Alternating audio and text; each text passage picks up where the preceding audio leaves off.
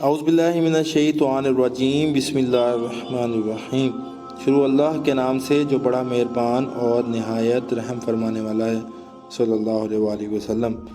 جریر نے سہیل سے روایت کی، انہوں نے کہا میرے والد ابو صالح ہمیں حکم دیا کرتے تھے کہ جب ہم میں سے کوئی شخص سونے کا ارادہ کرے تو بستر پر دائیں کروٹ لیٹے، پھر دعا کرے، اے اللہ، اے آسمانوں کے رب اور زمین کے رب اور عرش عظیم کے رب، اے ہمارے رب اور ہر چیز کے رب، دانے اور گٹھلیوں کو چیر کر پودے اور درخت اگا دینے والے، تورات، انجیل اور فرقان کو نازل کرنے والے، میں ہر اس چیز کے شر سے تیری پناہ میں آتا ہوں جس کی پیشانی تیرے قبضے میں ہے۔ اے اللہ، تو ہی اول ہے، تجھ سے پہلے کوئی شے نہیں۔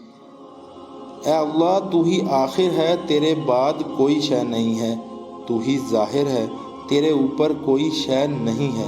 تو ہی باطن ہے، تجھ سے پیچھے کوئی شے نہیں ہے۔ ہماری طرف سے ہمارا قرض ادا کر اور ہمیں فقر سے غنا عطا فرما۔